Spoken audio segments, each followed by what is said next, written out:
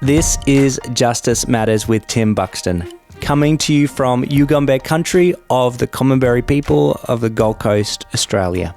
I'm your host, Tim, where my sole aim is to share conversations I get to have with inspiring people doing remarkable work to create a world where we all belong. This podcast is brought to you by the Just Travel Company. Experience wonder and unearth justice and discover the just way to travel today. Visit just-travel.co. Without further ado, here's our guest for this episode of Justice Matters. Tabea, hello. In sunny Tel Aviv, how are you? Good. Yeah, it is a sunny day. We get a lot of rain in winter, actually, but today's very sunny. Well, it's sunny here and it's summer in Australia, so and we usually get a lot of rain actually in summer. We're kind of like that subtropical climate, but we're back on there. We've caught up with each other again.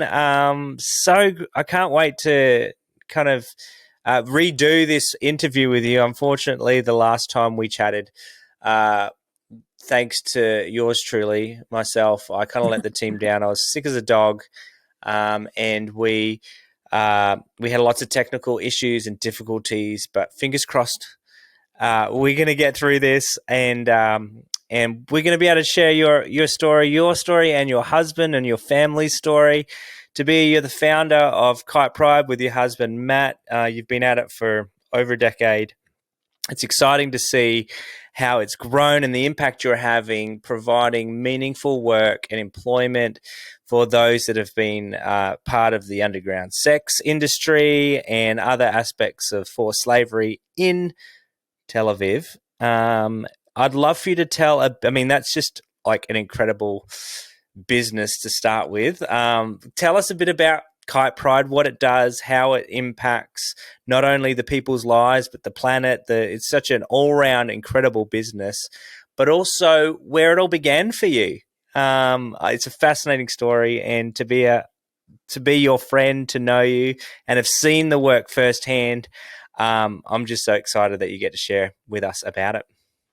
Yeah, I'm excited to share too, and it's always an honor to share our journey and just get other people fired up to do something to make this world a better place. And I always say, in order to eradicate injustice, you actually have to own it. You really have to make it your own. You have to look it in the face. If you hear statistics, numbers, see the crowds, you kind of tend to look the other way or feel overwhelmed because you think, I can't do anything anyway.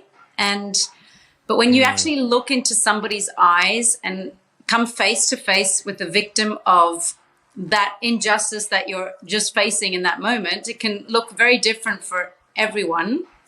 For me, it was looking a human trafficked victim straight in the eye and hearing her story and then just really saying, hey, I can't forget that woman's face. I can't forget her eyes. I can't forget her misery.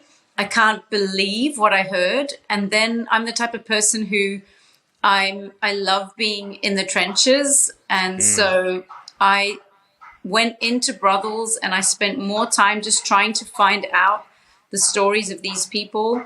I went in as a massage therapist, and the stories I heard were unbelievable. And all of this led to the final step that we're actually doing now. We've got a social business. We're creating employment for these people who actually make it out, was because of different people, but it was just this one phrase that stuck with me. We don't need pity, we need jobs. And, who's giving these people jobs? Who's giving these people with pretty much nothing to write in their CV but prostitution, right. And with all the background and all the trauma that they come with, it's very, very difficult to give these people jobs. I see it today. We face it today, every day. But when you see the person and see their potential and don't label them, a lot is possible. And so now we're on that journey of refining our whole business model. We refine it every year. It doesn't look the same as when it first started. What stayed the same was we take old and discarded and broken material, and we turn it into something new and beautiful. So it's a bit like the lives of our people. We give them a second chance. We take their broken lives, their lives that have been discarded, and we take them and we see them and we give them opportunities and we give them jobs, and we also job place them in other companies. That's another project that we're on. So it's really about taking the broken and turning it into something new and beautiful. Tabea, like, there is probably 10 things that you said then that I'm like, oh, we got to talk about that. We got to talk about that. And it's probably because you're on the back of a big trip where you've been speaking and sharing your journey throughout Europe. You've done a TED Talk. You've written a book. But what I loved is that you said, I love to be in the trenches and I love to come face to face and make something personal, that which can so often be quite abstract.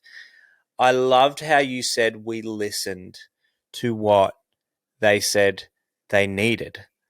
And so often we can jump in the water with them to try and rescue them because we see them flailing around and we want to help. But I loved how you and your husband and your family, you've got 3 amazing kids that we can talk about, your journey of life in a new country, because you're from Switzerland originally, Swiss in Israel. I'm sure, there's another book to write about that. But you listened and you said, well, how can we have the greatest impact on their lives? You didn't just want to help 1 or 2. You really thought, how can we do something? And it's not only these women and trans and other, all sorts of beautiful people, that we all come in beautiful shapes and sizes, and all that, those of us in this world of ours that you're serving and helping. But you are you're also doing good with the planet. Like you're taking upcycling material. I mean, how did you even land on that? Like what did it just fall on you one day? Like, hey, this is how we're going to do it. We've listened. They need employment. I'm sure there was a journey to discovering, hey, this is how we're going to do that, and let's make this a profitable, meaningful business as well. Yeah, so it really definitely was a journey. And I think that's the key to everything. I think so many people don't start with something because they're already just too daunted by the actual end result that they see or want to see or envision. And then they're just like, how will I ever get there? And I really think the secret is in the going. And in the going, doors open. And it's while you move that something happens. I mean, if I think back when I wanted to run a marathon, I said that for a while, I want to run a marathon. But if you just want to do it, you actually have to sign up. And then you have to know, wow, I have a deadline. And I'm always in competition with myself. So I'm like, there's no way I don't want to do it under a certain time. So you train and you put out, set up a training program, and you actually have to keep it to know that you're going to make it. And so it's the same thing with anything really in life that we do. We just need to, like, the vision is there and the dream is there. And there's so many people who say, I have a dream and I see this and I see that, but it often stays there because people so often just don't move, because as soon as one hurdle comes, it's like, oh, this is too challenging. Right. And so it really needs the right team. And I'm here speaking, I'm here sharing, but it's a whole team that made it happen. Yeah. Especially a huge shout out to my husband. He does the most, really.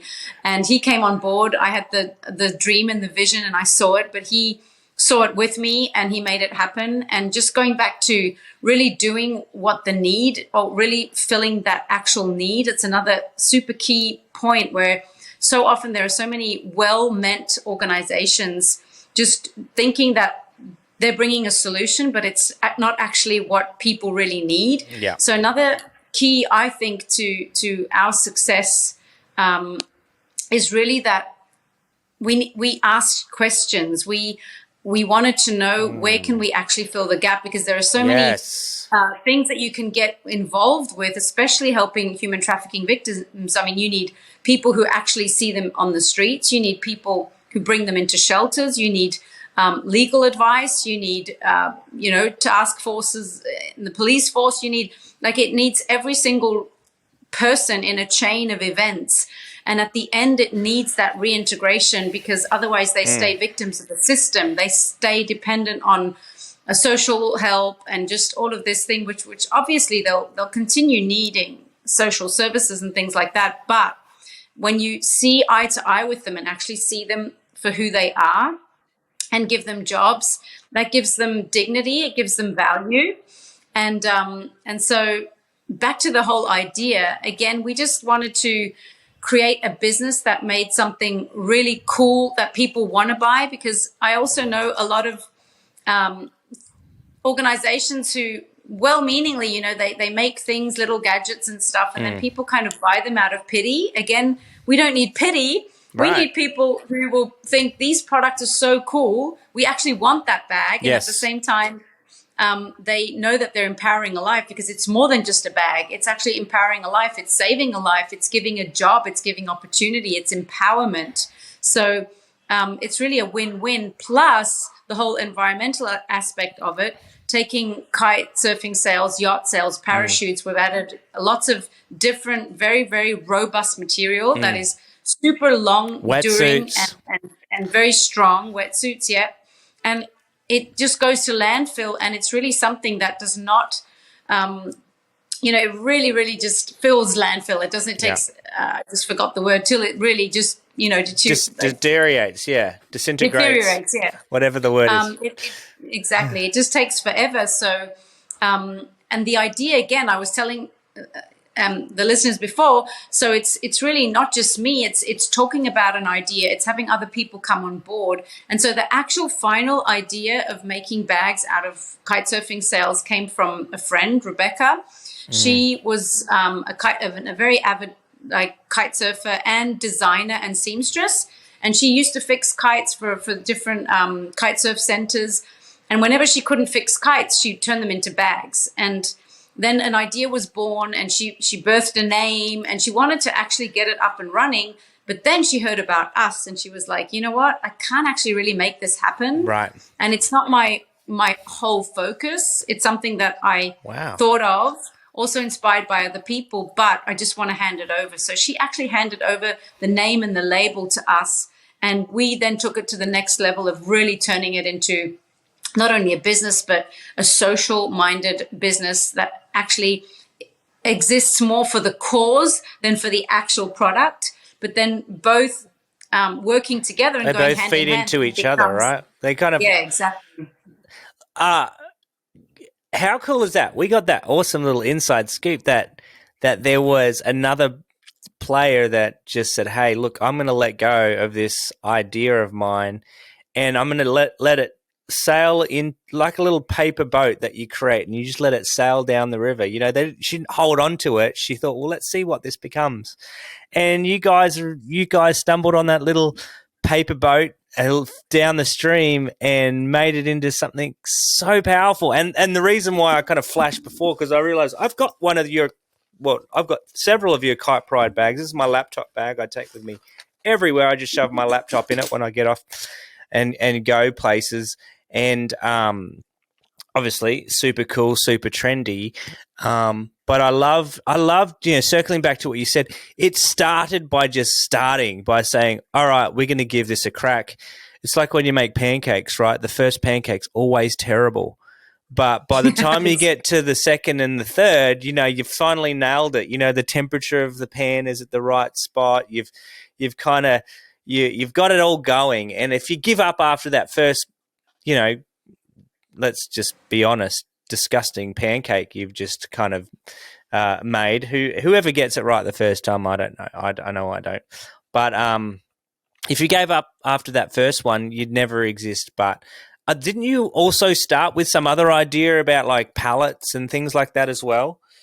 Yeah, exactly. So we actually started with discarded pallets, like Euro shipping pallets. It was a trend in Europe, and so we kind of followed that trend in Israel, because there's a lot of outdoor crossover seating and cafes and things, and there's a lot of things that are just left on the sidewalk. And we had to build our own furniture for our apartment that we moved into that was pretty empty.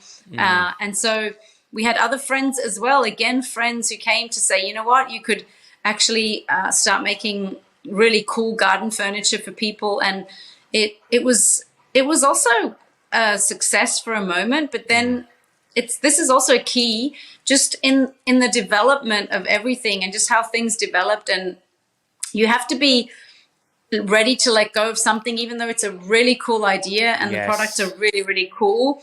We reached a dead end with just being able to sell enough, and also export doesn't really happen because it's very, very heavy furniture. And a lot of people were in the DIY business and everyone was doing it themselves. Right. And it's just one of those things that we just had to let go and look at, the results and face it and just look at the numbers and say, we're not going to have ends meet ever. And even though, again, it was so cool, we had to let it go.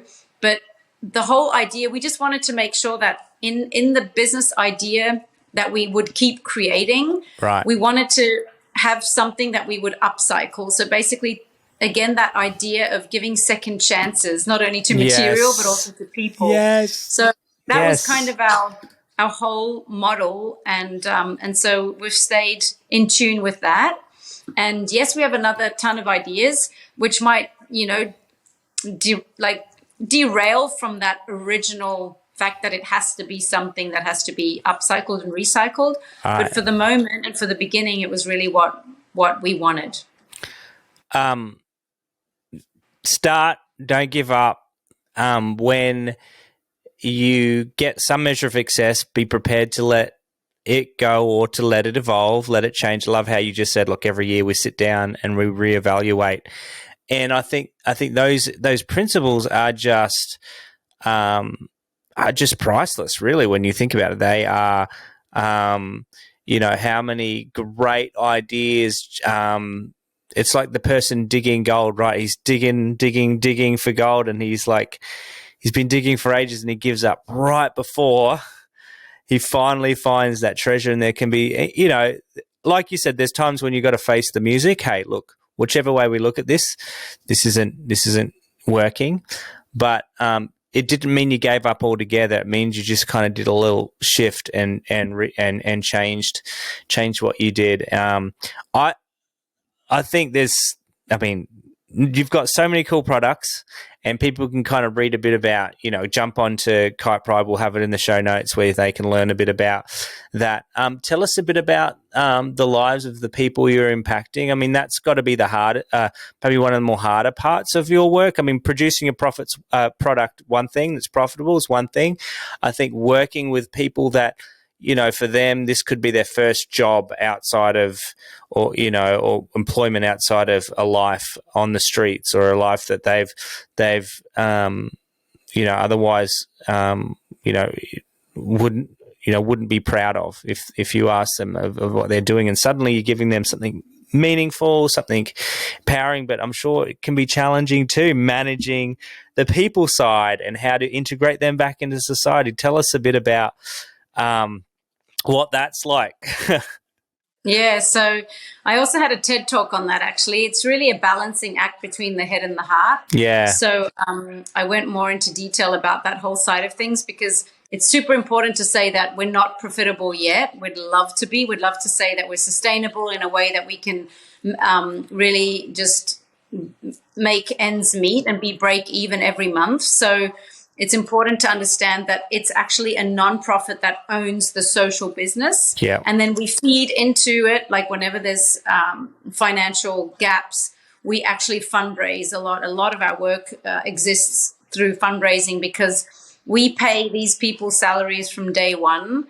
We make sure that they actually have something to, like, if we don't pay them, they'll obviously have to try and find other jobs, which won't work. And they take some time to really get into, understand the production spaces, manufacturing, sewing, design. Again, we take all this old and broken walls. I hope it won't disturb our recordings. Should have put it on airplane. Oh, you're good. Tell them you're on the Justice Matters podcast. They're going to have to talk to you later. Yeah, exactly. So, Yeah, what was I saying? Yeah, so the nonprofit feeds a lot Yeah. into the actual business Fills the gaps, and keeps it going. fills the gap exactly. And we want these people to be empowered and to feel empowered Yeah. and to be able to then learn to live with, going to work every day, receiving salary only at the end of the month, because these people come from, you were asking about how is it to work with these people. So Yeah. first of all, they have to learn so many different things of working as a prostitute. You actually get money at the end of the day, and then you have to give, certain money to the pimp and to whatever, Yeah. so it's a daily thing. And everyone that we spoke to and we work with, they say that money just disappears. It's like a hole in your pocket. And so all of these things have to be learned, to work, to have a budget, and so we try and Yes. do all of this, but at the same time, we're really a workspace where we want them to not feel that that they're actually being watched and some sort of therapy space, because we want to separate that. We really want it to be a place where they learn to deal with everyday life, so it will make them ready for the next workplace. Like, we don't want to keep them within our workshop forever. We'd like to give them something to put into their CV. We'd like to give them certain tools, life tools, to be able to say, hey, I worked for KitePride and now I'd love to continue studying, or, new talents and new gifts have been woken and new dreams have been woken up in these people's lives. And so we do have social workers on the job with us who detect, certain things, but therapy and everything else happens outside of the business. So we really want to keep that separated. And all of these people who we employ, they're referred to us by other shelters.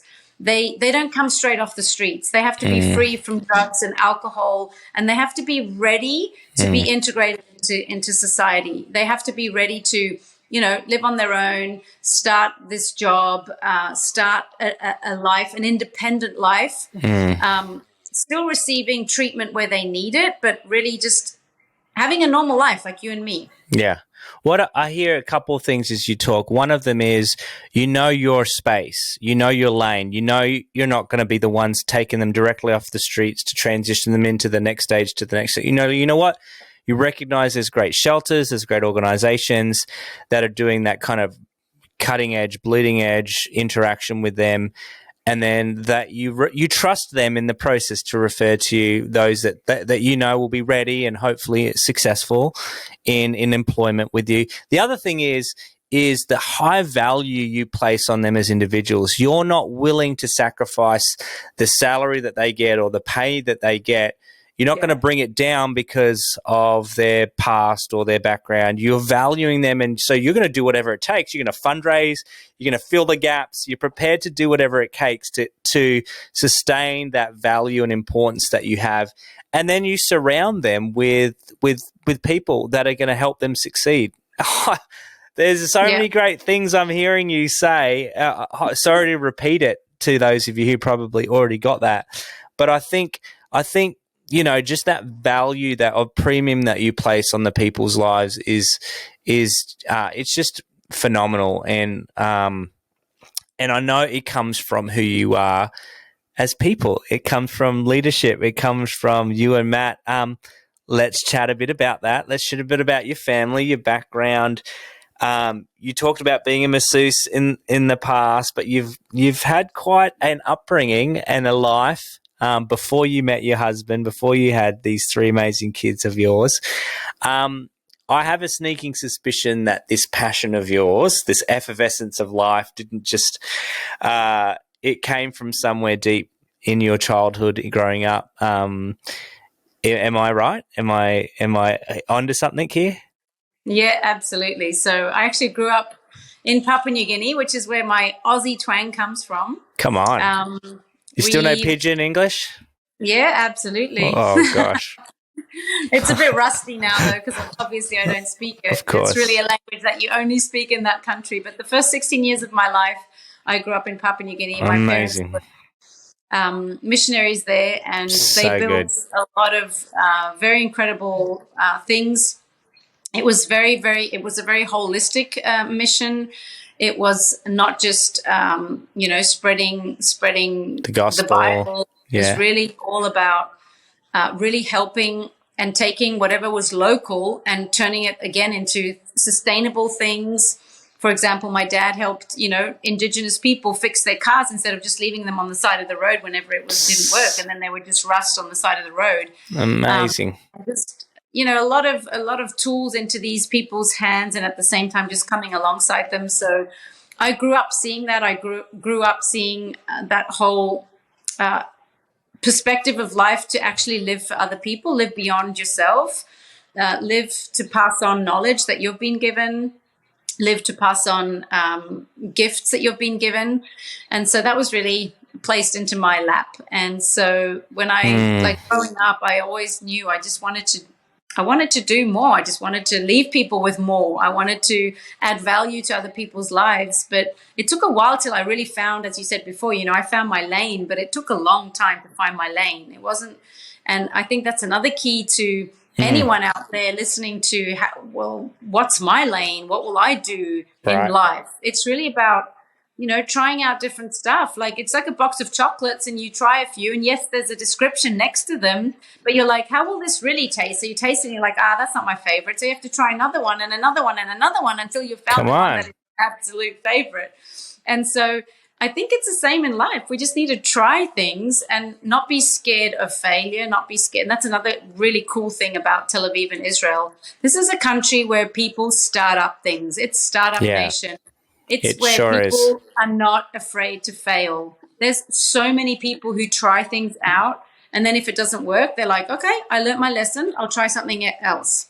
Wow. And so this is something that we really learned here. And living in Europe after being in Papua New Guinea for 20 years, I had a lot of European stuff put on me, and I love the way you say survive in that society. They tried to tame the tiger, somehow she got out of the cage. Yeah.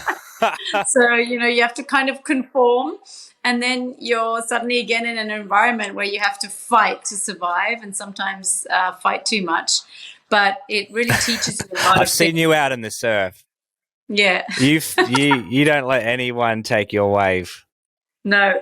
Believe it or not, there is surf in Israel, and Tabea, you took me out there amongst the locals and we had a blast. But I love that.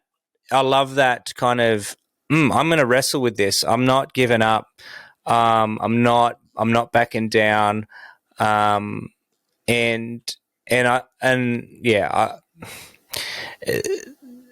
people, they met the Tabea from a while ago, 10 years ago, maybe 15 years ago, and then they see you again and they still have that Tabea in mind, but you've become someone new. You've become something different, and it can be challenging sometimes, I find. I mean, I'm kind of relating this more to the concept of hey, you've lived on several continents and cultures and the misunderstandings and the challenges that can be associated with that. But I think all of us have that experience. You might have moved out of town and then you go back for Christmas if you've just had the holidays and you've gone back, and people have pigeonholed you. What has helped you kind of evolve and become the Tabea that's a bit more confident, tenacious, willing to kind of I'm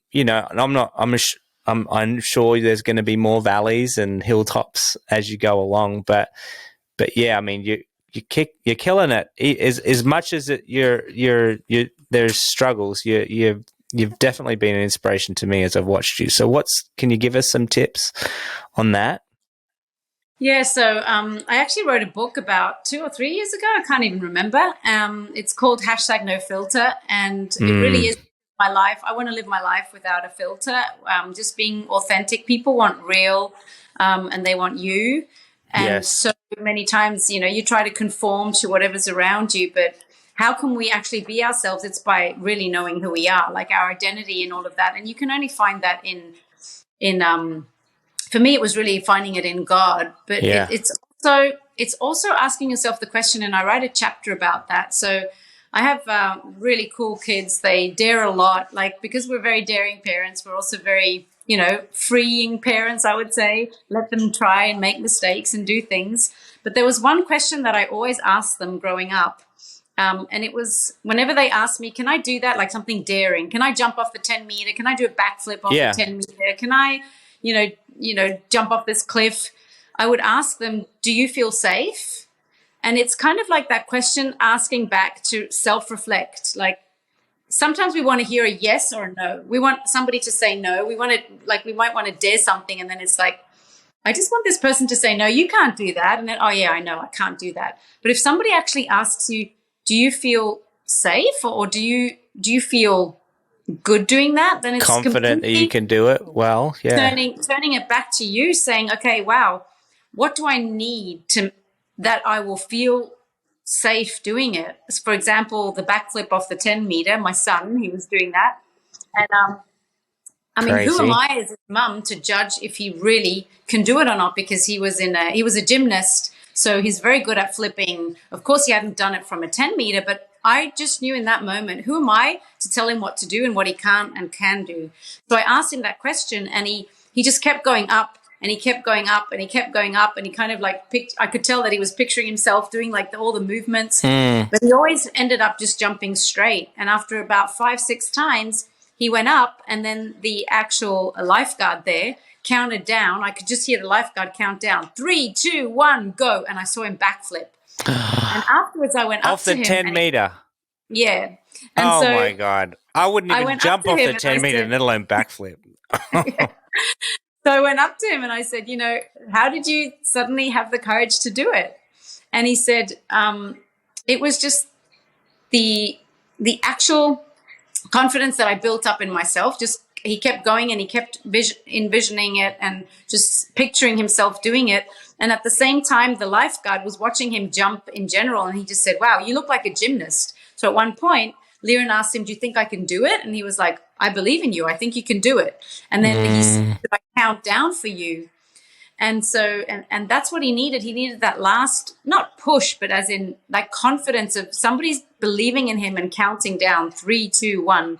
And I think we all need these kind of people in our lives to be able to do daring things. We need people who have our backs. We need people who will count down for us and see the potential in us and say, hey, I think you can do it.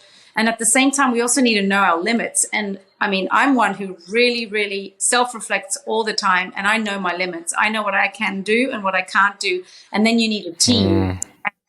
And, there's such a well-known saying, birds fly in flocks and eagles fly alone. But there's also the saying of, if you want to go fast, go alone. If you want to go far, go together. Go together. And so it's really those. It's the whole fact of, okay, an eagle flies alone. Why? Because obviously he also, if you study an eagle, he wages the storms. He does his whole identity work. He knows who he is and all of that. And then it's paired with, do I want to go fast or do I want to go far? And in the whole thing of the eagle goes far as well. But at the same time, it's really the flocks that immigrate. I don't think an eagle, can emigrate for thousands of miles. Yeah, that's what I mean. So it is that whole togetherness of that whole flock, and they always take turns going to the front. And I think that's a thing that we do pretty well in our organization. We give a lot of responsibility to our fellow team members. They have a lot of say in our organization. And there's also times where somebody, if you just look at a hierarchy, they might be something not lower, but you know what I mean? There's a hierarchy in every business. But there's a time when maybe the person in the design area will be saying, hey, we need to be doing these bags because that is what, people are asking for at the moment. So it'll be that whole concept of the bird will fly at the front and then the others will follow. And then there's that movement of just really creating a going far together kind of thing. And I think it really pretty much sums it up how we do life and how we try and lead our organization. This episode is brought to you by the Just Travel Company, your socially responsible travel concierge. Just Travel is the best kept secret in culturally immersive and justice-oriented adventures. Allow Just Travel to take the hassle out of your next trip and experience wonder and unearth justice. Discover the just way to travel today. Simply head on over to just-travel.co to learn more and book your next adventure, like our flagship Israel-Istanbul trip launching out in mid-July 2023. Yeah, so good. It's very it's a lot more difficult to build a team and to create a team. It's a lot easier, I think, just to be solo and you don't really have to work, work in tangent with other people. And then you add someone to the mix, there's always potential for difference of opinions. But one of the things you said earlier when you were talking about what it takes, the beauty of a team is you're surrounded by people that are committed to one goal. And whilst there might be differences of opinion, you're going to encourage each other. You're not there to hold each other back. You're not whispering over their shoulder, hey, you should do this because you want their job. You're whispering over their shoulder, I think we should try this because you want to improve and help them. And I think when you build that culture in your organization where there's trust amongst each other, that everyone's got each other's back, that there's always going to be that element. And the other thing, so you talked about, what made you who you are is people in your life that's championed you, that supported you. Obviously, it started with your parents. It started with, obviously, Matt, who's like your biggest champion and hero, and you're doing that with your kids. And so that's an awesome thing. The other thing that you talked about, what I deducted this from you, and you can correct me if I'm wrong, but what I loved what you said is you also practice what you preach. You're not there to tell other people what they should or shouldn't be doing. You're there in their lives, not controlling them, saying, yes, you should do this, or no, you should do that. You're saying, well, let me throw it back on you. And then what you feel rising up within you, I'm going to support you 110% because you know that they're not just relying on playing it safe, let's say, or I love that. I love that approach to the way you serve and the way, obviously, you lead your family and kids, but those around you. So, man, whoever's listened to them is getting this episode is getting some gold nuggets from you, Tabea. Yeah. You got any thoughts? It sounds like you're about to say something. Yeah, I was just thinking about the whole fact of just the points that I kind of talk about also in the chapter in my book. Do you feel safe? It's really about, again, as I said, like you need to know your limits. You need to know how far you yourself can go, and then what actually makes you feel unsafe before you do it. Like, is it, okay, I'm scared that the money won't last, or I'm scared of, find the right people, or we'll be making bags, but nobody will buy them, or just like the cool thing about that whole question. And then I have like sub points that I explain in the book. I won't go into it. People can buy the book if they want to, but it's really about, once you know, there's a lot of people who might not really know their limits. So that's also why they that's probably don't me. even start. But it's just like when you run a race, it's a bit like a marathon. People say, am I really a marathon runner? And you're like, well, you won't know until you go. You won't know until you actually run a marathon. Like, what body type am I more? And if you're training for the actual event and at 20 Ks, you're already like, there is no way. Like, my body doesn't seem to be able to do it. You can just say, okay, fine. Nobody has to judge me for that. Like, my son wouldn't have judged me for not doing a backflip off the 10 meter because I know my limits. I honestly can't do it. I was never a gymnast. Of course I could do it, but I don't even want to do it. So, yeah. And then, and can't believe you haven't done a backflip off a 10-foot. You've just come down so much in my high respects of you. I can't believe it. Yeah, right. Yeah. So, and then another point, like, of feeling safe is really know who's with you. I think that's another such a, like you also just talked about it as you just elaborated what I spoke on.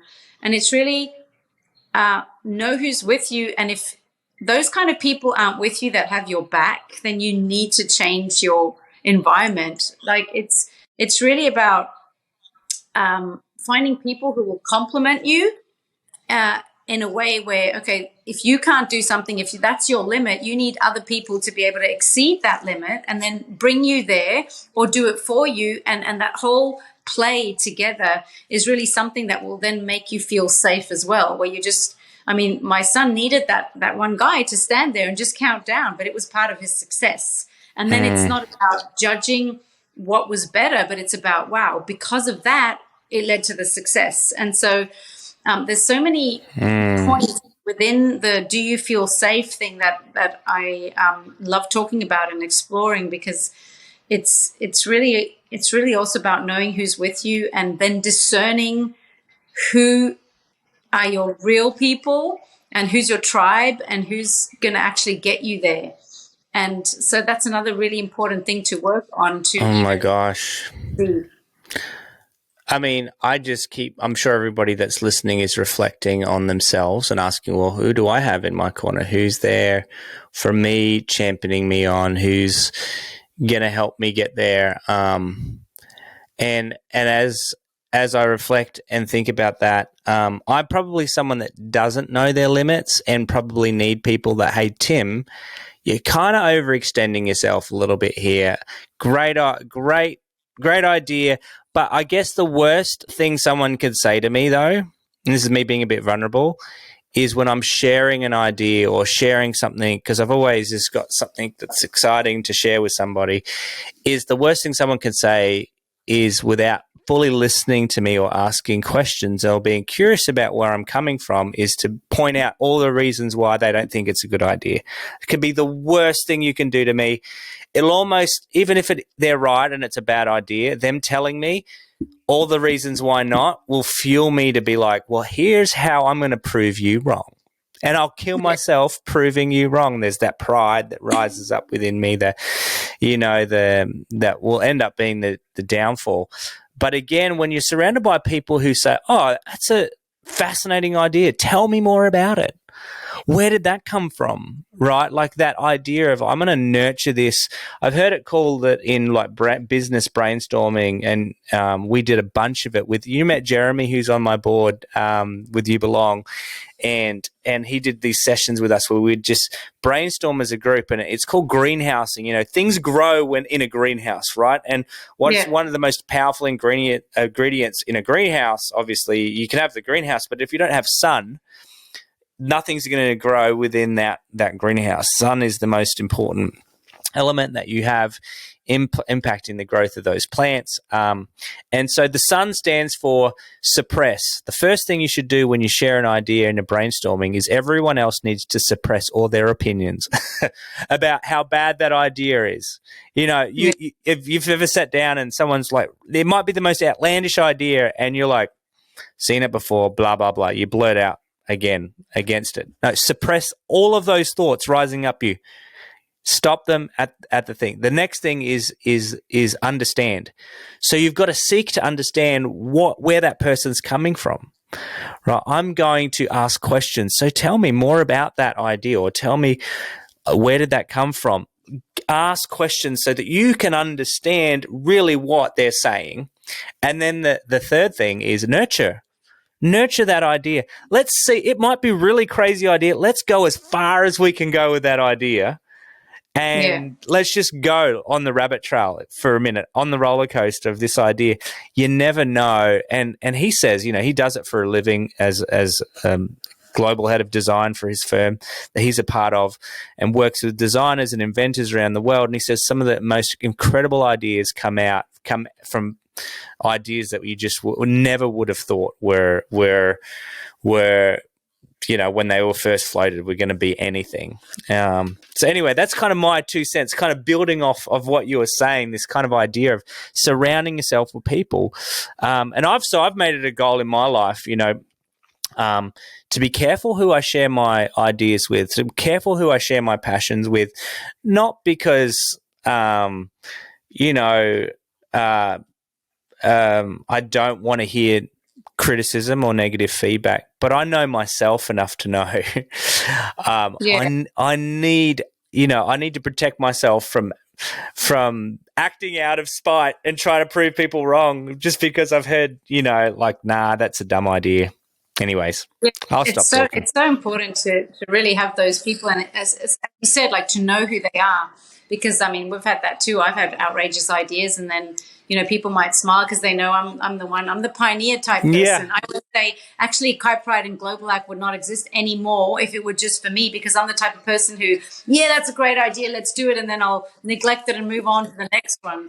And so it really does take that whole herd of people to come on board to then actually follow through with it, because ideas are great, but they need to be followed through. And then there also have to be certain, there's a price to pay. And if we'd all be pioneers, it would just be one chaotic place on this earth, because everyone has too many ideas. And also you talked about it before, about the asking questions. It's something so important, where I just find that there are a lot of social movements and different, organizations that exist. And I'm not pointing fingers. I don't know one that I'm just, talking about now but it's just that oftentimes they're well meant and we think we're helping. And I'm really speaking for myself now, because I had this, it was actually quite crazy when I went into the brothels as a massage therapist.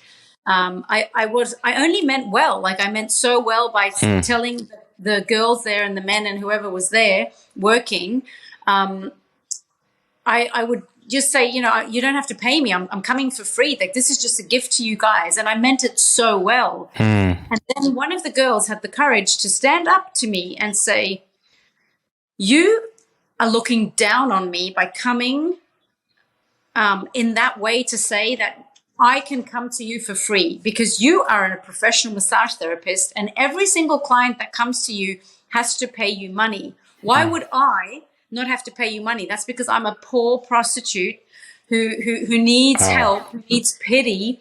And you're telling me that you're giving me this as a gift, like you're looking down on me. You are not meeting me at eye level. And I was so shocked, but at the same time, truth hurts. But she taught me such a valuable lesson. And from that moment on, I went with a completely different approach. I would ask people and I would say, normally I take, $50 for an hour. I'm just saying anything. And then, you can pay me now, you can pay me later.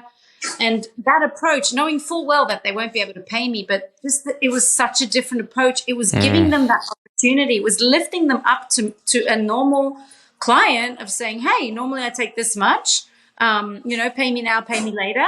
And I mean, somebody rarely paid me. This one girl then actually did pay me like twice. But it was just the way of asking and the way of approaching them, where I realized it taught me a valuable lesson for everything we do now. I don't think we ask enough questions. I think that so often we assume that we're doing well and we're helping the needy and we're helping the poor, but so often we come from a higher place, even though we don't mean it that way. I meant it so well, but I came as I'm better than you. You can't pay me. Well, she did you a favor, didn't she? In the end, it hurt to begin with. And, and it comes back to what you were saying before, living with authenticity, no filters, and having the courage to kind of, stand for what you are or to say what, I mean, kudos to her to actually have the courage, because it can be extremely difficult for people that obviously feel less than in a social environment, in a group, to be able to no, I know my worth. I know my worth. And I'm going to tell you that my worth is the same as everybody else. And I love that about what you do. I love that about everything that's baked into restoring worth to those that society otherwise deem as worthless. Now, you've grown up with a passion for justice, this passion to leave this world a better place. you fight for it every day. Has there ever been a time in your life when you realized you got it wrong? Maybe you just shared that wonderful story where you got it wrong, but is there anything else that you could say, hey, look, I thought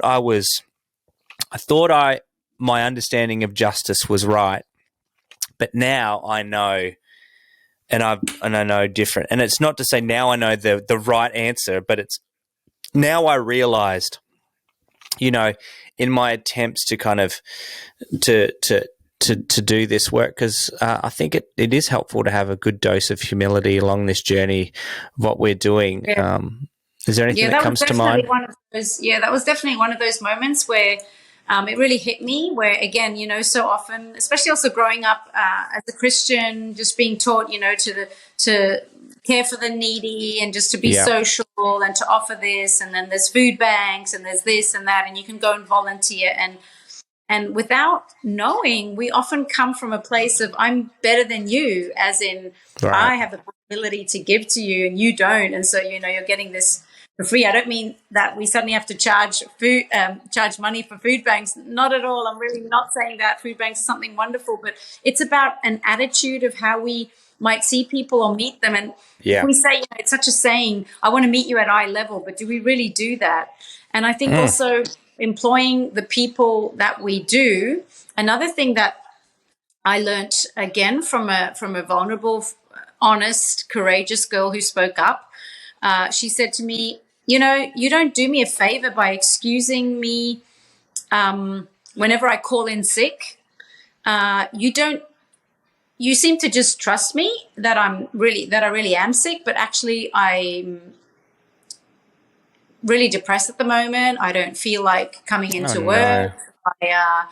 I'm thinking of going back to prostitution even because it's too hard. The pain is too big or whatever. But we would and we would oftentimes excuse their behavior because thinking again, but they're coming from a place of, of brokenness. And again, I would devalue them. Like she said, you made me feel less than, because she said, I know that like if the head designer or the head seamstress would call in sick, obviously, you wouldn't ask, well, how are you really feeling, whatever. And you wouldn't go check on that person as in go and control or check, But at the same time, the many times that she called in sick and often just said, I'm not coming to work, I'm not coming to work, I'm not coming to work, would give them chance after chance after chance. And she said, I want the same boundaries. I want the same limits. Man. I want the same conditions in my work contract as everyone else. Otherwise, I am the poor girl again that you just have given a chance to. You're reinforcing my victim status, right? You're reinforcing the fact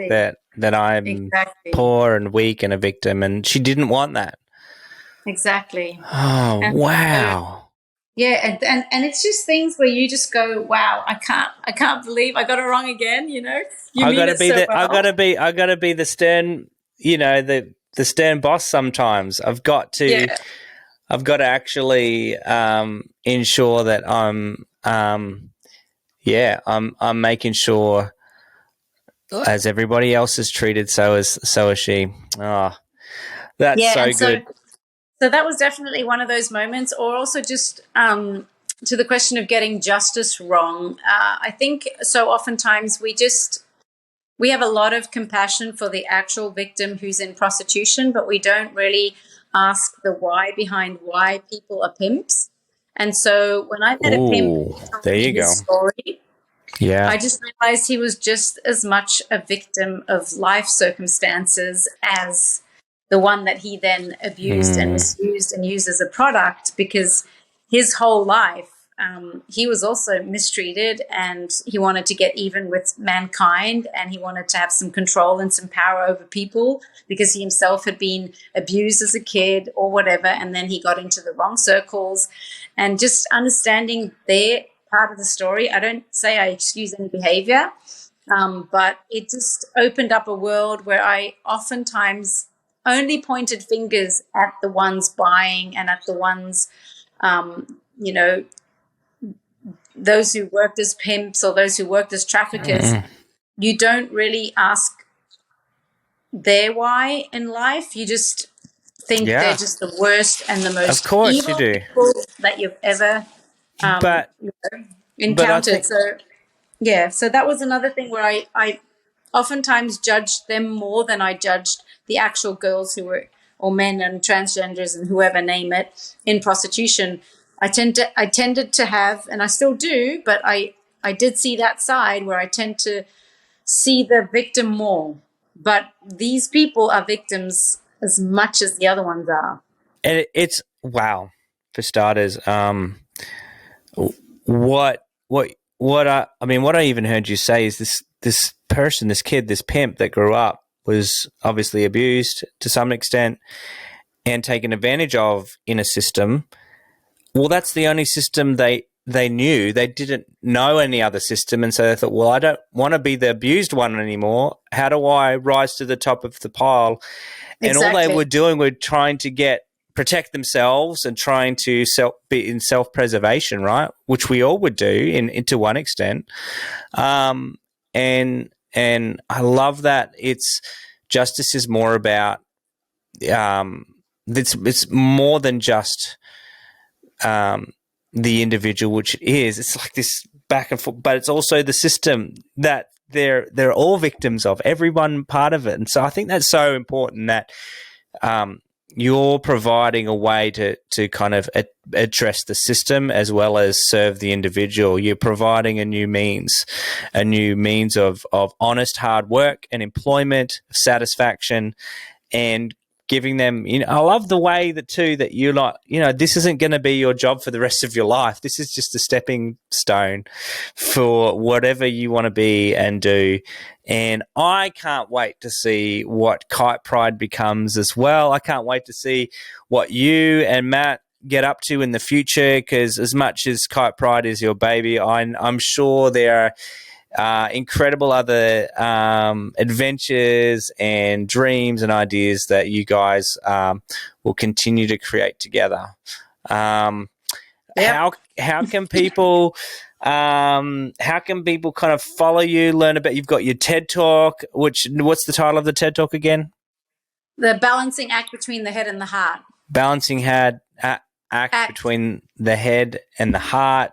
You've got your book, No Filter, which we need to mention is available in English. So, unfortunately, all my German listeners out there, she's sold out. You can't get the copy in German just yet. You'll have to wait on back order for that. But the English version is available.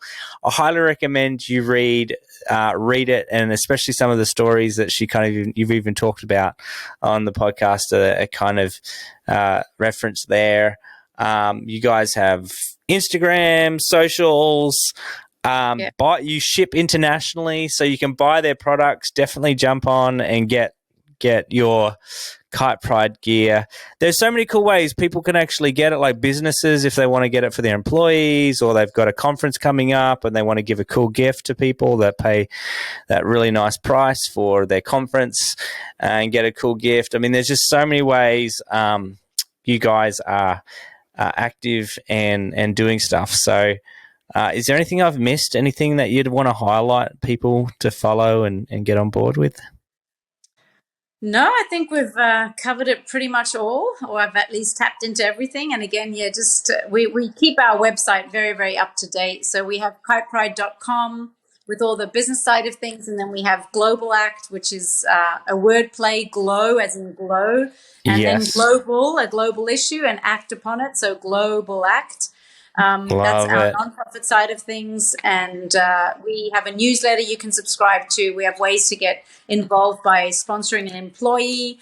We have a lot of ways where people can feel like part of a bigger picture. You don't have to travel to the other side of the world to get your hands dirty. You can actually do it from your home office. Right. So, Well, speaking of which, I'm traveling and will be traveling to Israel and back there to visit you guys with a couple of teams in June, because this podcast is supported by Just Travel Co. And so there are ways you can actually come and get a sneak peek behind the scenes, see the incredible work that you guys are doing. Come visit us, go for a surf in the sea, have some great hummus in Jaffa, or the cool, trendy downtown Tel Aviv restaurant you took us to, which was so much fun. but also see what amazing things are happening in that beautiful country of Israel, and I just think it's so exciting that we live in this day and age where we can be part of solving these immense problems, and it's not business versus social impact organizations. It's actually coming together and all of us working together to accomplish this. You guys are a shining light in that.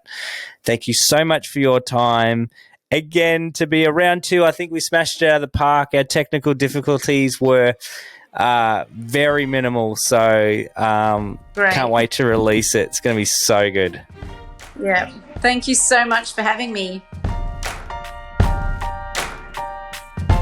Thanks for making it to the end of another episode of Justice Matters with Tim Buxton. It is an immense privilege to share these conversations and inspiring people with you. To learn more about how you can get involved or learn more about today's guest, head on over to the show notes or episode description. This podcast was produced by the master himself, Jose Villotto, with just a little bit of help from me. The featured music is the song Turning Over Tables by The Brilliance. Lastly, to my Patreon community out there, thank you so much for your support and generosity. Without you, this podcast would not be possible. If you'd like to become a Patreon and get exclusive access to behind the scenes content, visit patreon.com/Justice Matters and start your Give What You Can monthly contribution today, and join me and so many others in creating a world where everyone belongs. Until next time, thank you for subscribing and sharing this podcast with your friends. Justice Matters with Tim Buxton acknowledges and pays respect to the past, present and future traditional custodians and elders of this nation, now known as Australia, and the continuation of cultural, spiritual and educational practices of Aboriginal and Torres Strait Islander peoples.